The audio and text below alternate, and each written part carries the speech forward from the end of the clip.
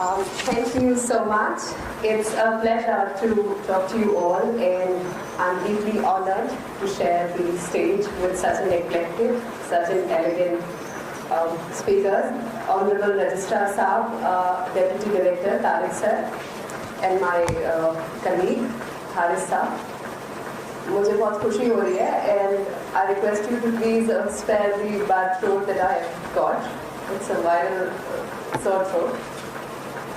देखिए, अब क्योंकि मैं आखिरी स्पीकर हूँ और आप लोगों ने इतने अच्छे स्पीकर्स को ऑलरेडी सुना है, तो मुझे नहीं पता कि मेरी बात सुनने की कितनी एनर्जी और इंटरेस्ट अभी बचा होगा आप लोगों में। है? जोश है? तो सुनो। देखो, मेरी जो स्टोरी है, मेरी जो कहानी है, सुनने में बड़ी अजीब सी लगती है कि Oxford, Paris, London, New York, Indonesia, Borneo, मतलब अजीब सी स्टोरी लगती है, बट इसके पीछे की जो कहानी है वो मैं आपके साथ शेयर करूँगी, इसलिए कि हो सकता है आप में से आप लोग मोटिवेट होके, आप में से कुछ लोग जिंदगी में मुझसे बहुत आगे जा सकते हैं।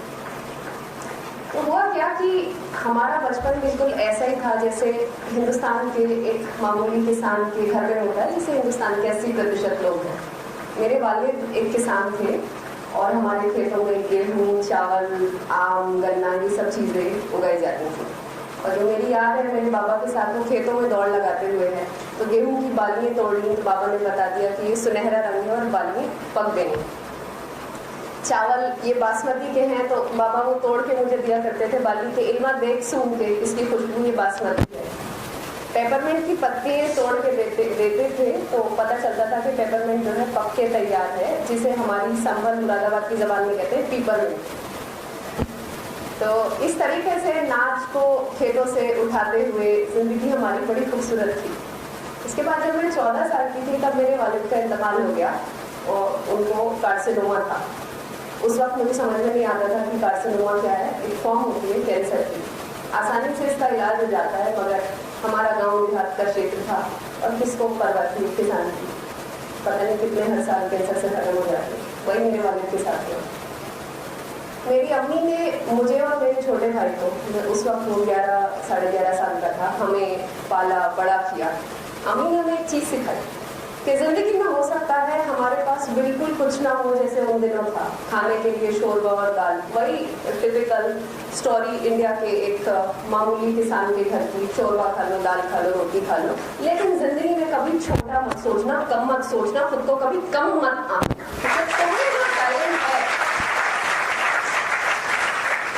मेरी अम्मी ने अखबार उठाया अमर उजाला हिंदी का, और उसमें चेल्सी जी, उन दिनों राष्ट्रपति बिल क्लिंटन साहब इंडिया आए हुए थे, तो चेल्सी जी शॉपिंग कर रही थी जयपुर में पत्थरों की। तो अम्मी ने मुझे दिखाया कि ये देखो, and she is learning to appreciate कि इंडिया का कल्चर क्या है, प्रेशियस मेटल्स क्या हैं। मैंने देखा, समझा कि अच्छा, ऐसे वो बिटिया है और अपने पिता से सीख रही है कि हमारी सभ्यता क्या है हिंदुस्तान की।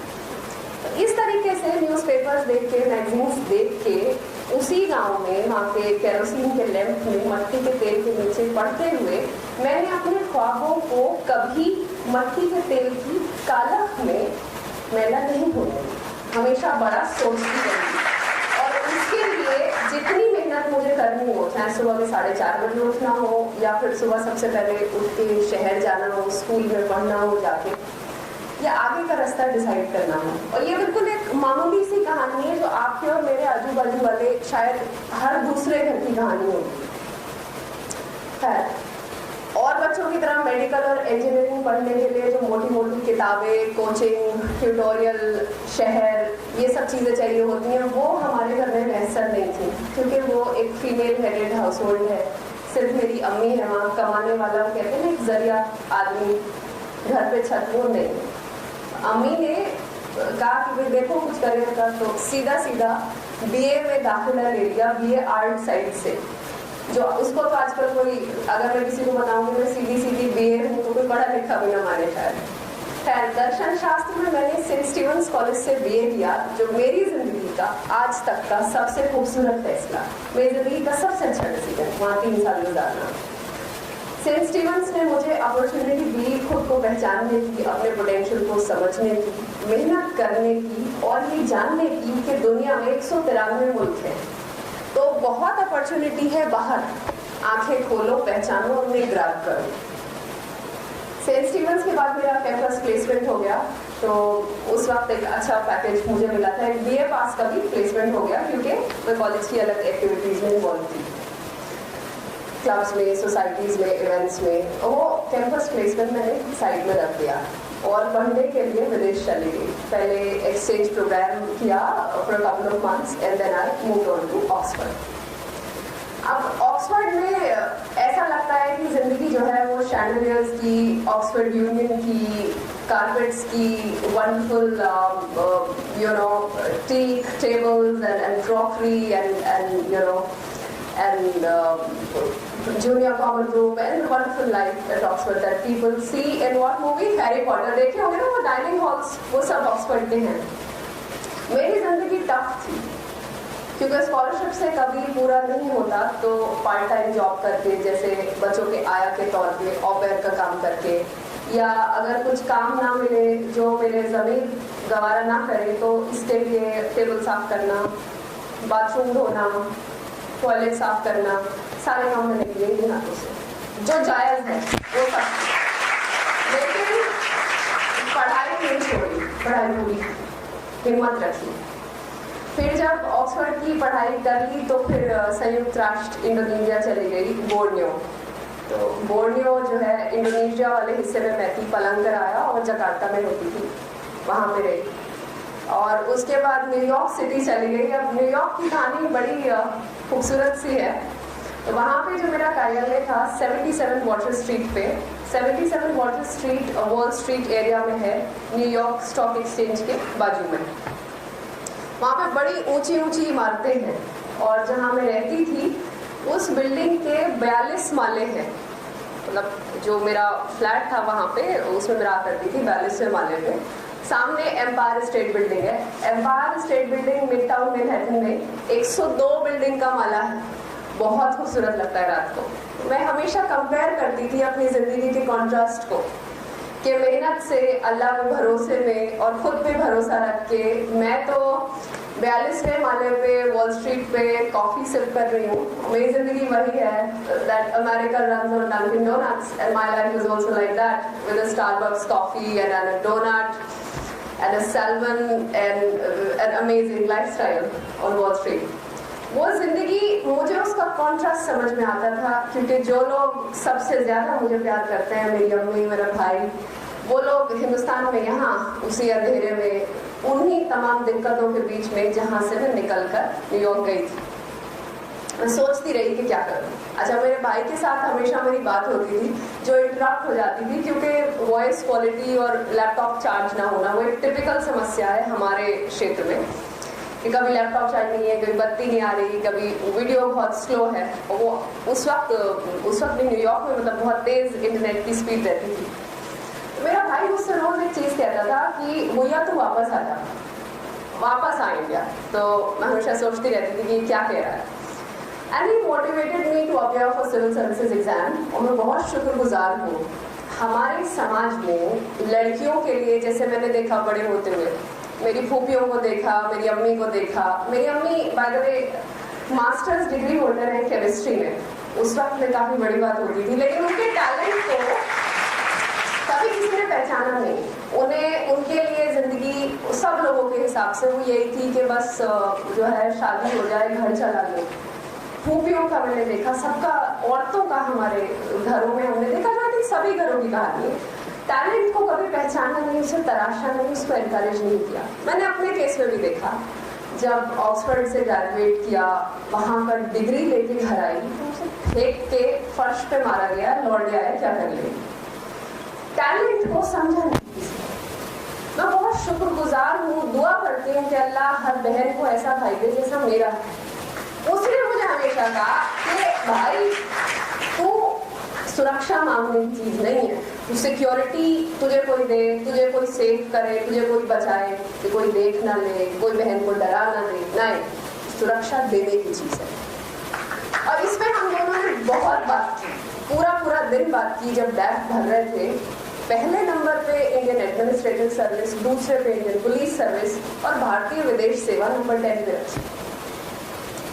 जब यूपीएससी का इंटरव्यू देने पहुंची तो माननीय पीके जोशी जी का वर्ड था, बहुत कॉर्डियल, बहुत अच्छा।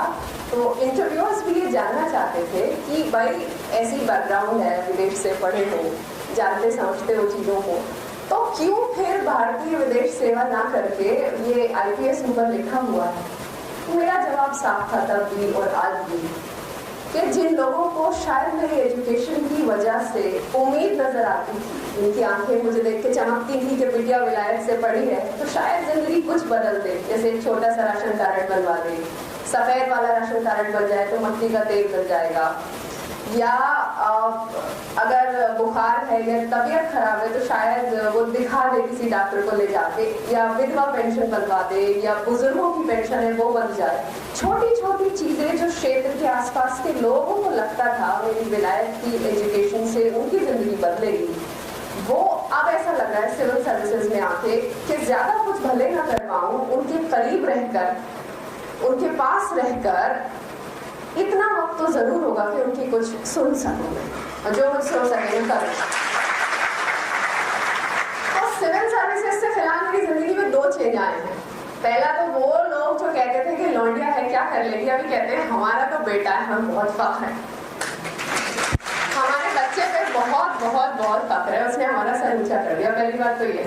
दूसरा ये कि वो मुझसे आके पूछते हैं कि भाई ऐसा कुछ करो हमारी बच्चियों को भी अपने जैसा बना दो। तो मैं हमेशा यही कहती हूँ कि इंशाल्लाह वो मुझसे भी आगे जाए जिंदगी में, मुझसे भी ज्यादा तरक्की करें। तो ये एक अच्छा चेंज मैंने अपने क्षेत्र में देखा कि हमारे यहाँ की जो बच्चियाँ हैं कुदरती मुरादाबाद रामपुर क्षेत्र की हैं, वो अभी उनमें एक नया अंडरकरंट आया है पढ़ने की तरफ, दिल्ली विश्वविद्यालय का, जामिया का, इस तरफ का वो रुख कर रही हैं अपनी हायर एजुकेशन के लिए। और ये एक कंटिन्यूड प्रोसेस है, ये चलना चाहिए।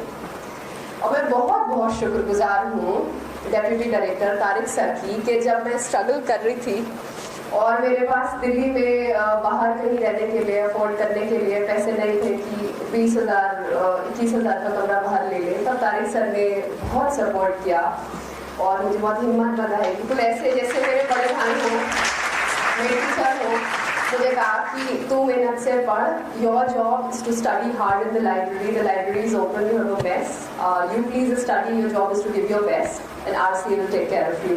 Thank you so much, thank you.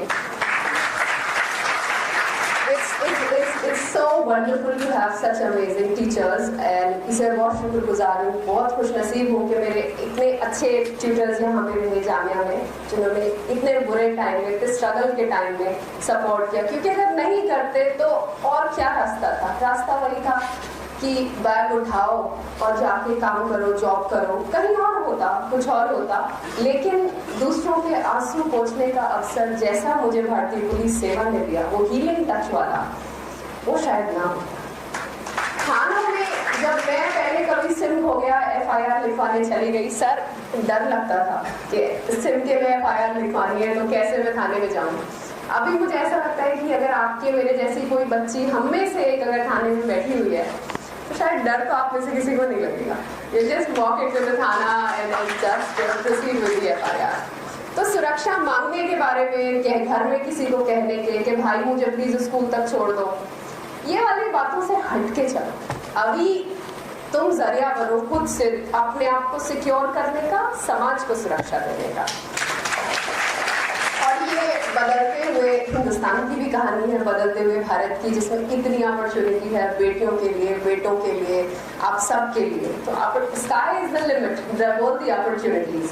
और एक बस अब अपनी बात खत्म करूंगी, काफी देर हो गई।